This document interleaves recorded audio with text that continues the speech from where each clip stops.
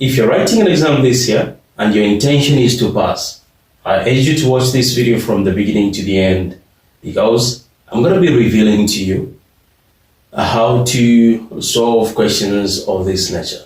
Mind you, questions like these always come on an exam. So once you happen to be set and to be fully equipped with the skills and the knowledge that you need to have, you will be able to pass an exam with flying colors. Without any further ado, let's take a ride. So this question is coming from the topic commercial arithmetics, right? Then the second one, functions. So then how do you handle questions of this? I always love starting with simple questions or easier questions. Let's resolve the second question, which is question 9. So we have fx is equal to 3x minus 1 over 2.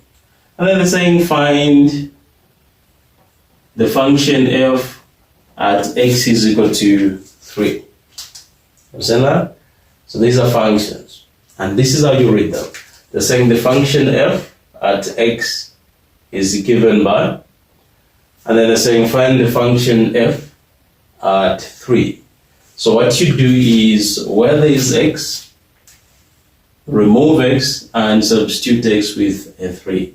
So you say a function f at 3 is equal to 3 times 3 minus 1 over 2. The function f at 3 is equal to 3 times 3, that's a 9, minus 1 over 2, which equals to 9 minus 1, that's 8 over 2. Now, since this is an improper fraction, we can actually simplify it. You divide it 2 into 8, and that gives us a 4. So the function f at x is equal to 3 is equal to 4. And just like that, we are done. And we've actually scooped the 2 marks that were allocated already.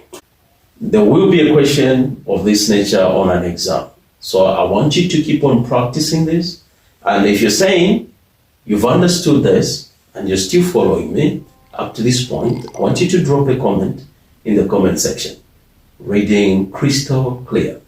Let's move on to the first question. They're saying calculate the simple interest a lady will earn after investing 10,000 kwacha in a bank at a rate of 5% per annum for 3 years. So there's a formula that we apply when we are resolving simple interest. Let me just write it on the board.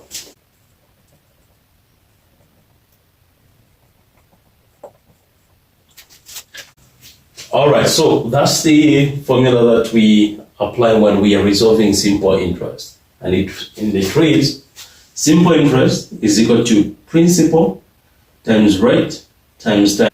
The principal is the amount of money that you have at hand, and that is intended to be invested, right?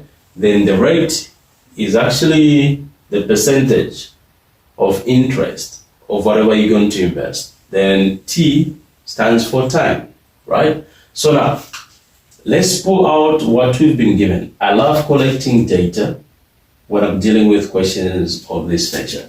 To say data, what's the principal? When we scan through the problem, the principal is 10,000 questions. 10,000. And then the rate at which this person will be earning some interest is 5%. Alright? 5% per annum. That is per year. So time is equal to 3 years. Since we now have those data values, we can plug them into the equation. We say simple interest is equal to premium 10,000 times 5 times 3 over 100. Right? It says simple interest is equal to 10 times 5, that would be 50,000, right? 50,000. then times 3 over 100. Simple interest is equal to, I felt I should actually work them out little by little. Yeah. So 10,000 times 5, you simply multiply 5 by all these, right? 5 times 0, 0, 5 times 0, 0, 5 times 0, 0. And 5 times 1, 5, 50,000. We can now multiply this by that. Let me write this here. I can actually do it from here, but I know I'm presenting this to the entire world, right? I know that some of you wouldn't actually figure out how I have found the answer. So let me show you. We have 50,000 multiplied by 3, right? Okay. That one definitely will give us 150,000 over 100. But anytime I arrive at an answer like this, my learners always ask, how have you found the answer? And sometimes they go like, we don't understand. So I don't want that situation to repeat itself here. So here's the thing. You multiply 3 times 0, 0, 3 times 0, 0, 3 times 0, 0, 3 times 0, 0, 3 times 5, that's 15. And that's 150,000. That's where I got it from.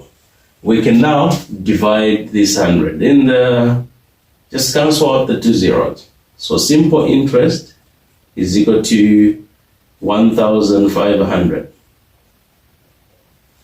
That's the simple interest that is going to earn, or to be earning, the annum, on whatever is going to invest.